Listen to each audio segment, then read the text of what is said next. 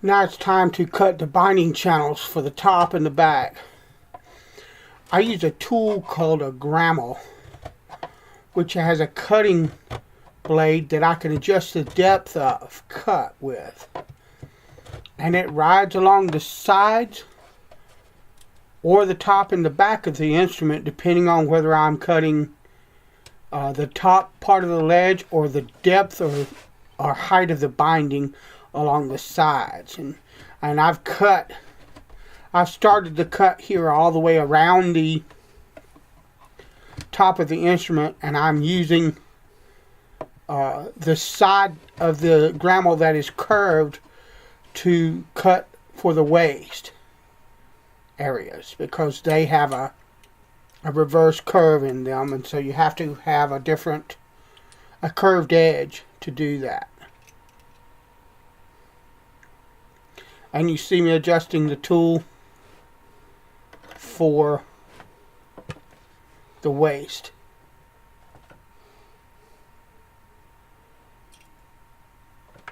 Or actually for the flat side to come around the lower bout, the upper lower bout.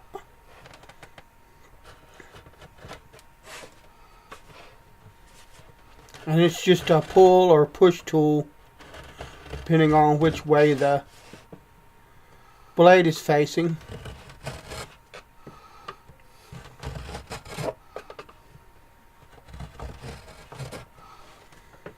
And what I do is I'll make a cut with the Grommet to whatever depth I can get with it to start. And I'll take a chisel and I'll cut away to the depth that I've cut the sides and the top of the instrument. And then I'll come back with that Grommet and make a deeper cut. And it's done in stages and step by step with a sharp chisel and a sharp Grommet blade. I'll cut the ledges out for the sides of the guitar on the top and the back so that I can bind the guitar. Put binding around the top and outside, top and back outside of the instrument.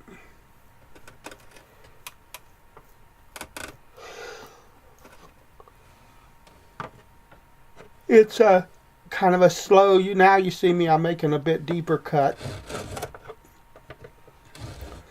It's a slow process by hand, and you can do this with a router set up, and I may end up at one point working out how to do that with a router, building a jig and all, but I really like working with hand tools, and I really like working, building with them, and so this is the method that I've chosen to be able to do that with.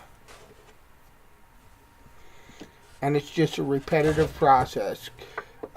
Take away wood with the chisel, cut a little bit deeper, take some more wood away till I reach depth.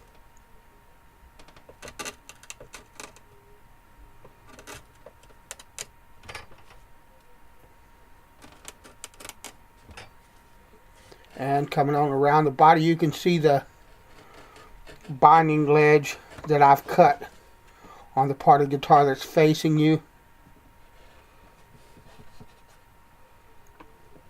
That's the process.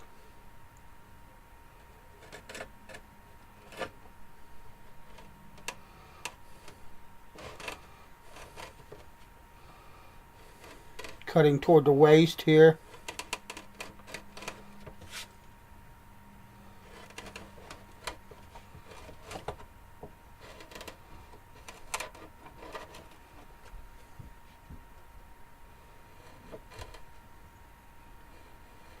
Coming on around. Love a sharp chisel.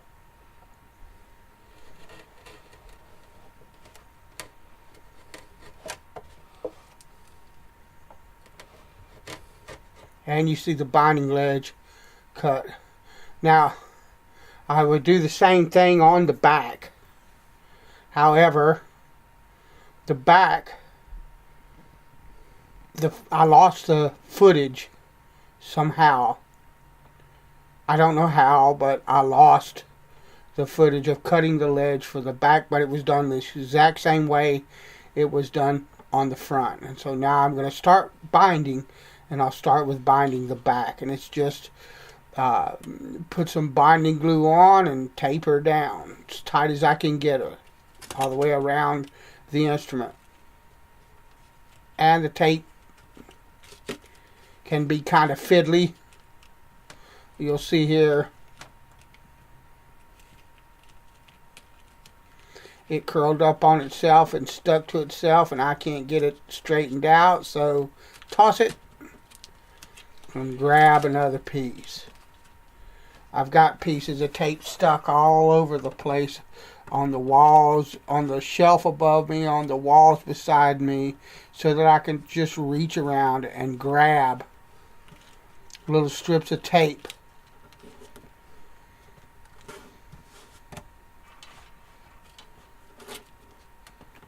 And I'll pull to one side to try to put pressure down on the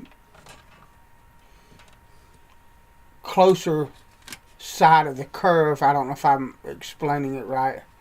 Where the binding is going around the instrument, so that I can try to pull it as tight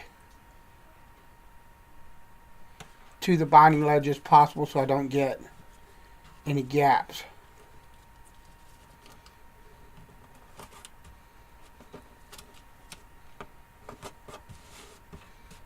And it's important to make sure the tape is down very good or very well, so that it doesn't try to come loose, curl up, and then my binding's not held the way that it should be, that kind of deal. So you see me, I'm adding a little bit more glue so that I can glue the next section of binding, and basically we'll just roll around the instrument in this way. Now, when I bought this binding, it was supposed to be long enough that I could wrap all the way around the guitar with one piece of binding, and I wouldn't have to join in the center there at the tail. It lacked about a foot or two of doing that. So LMI messed up, because this is a smaller bodied guitar, and I was supposed to get binding strips that were long enough to wrap completely around a Dreadnought guitar, which is a bigger body. Did not work out, and I had to butt joint. And you see me working on the waist here. That's the sharpest, smallest curve, the tightest curve on the instrument, so I'll put extra tape here at that waist to try to draw that in as tight as I possibly can and avoid any kind of possibility of gap or the binding not being pressed tightly to the channel, pulling away, whatever. That's the very last thing I want.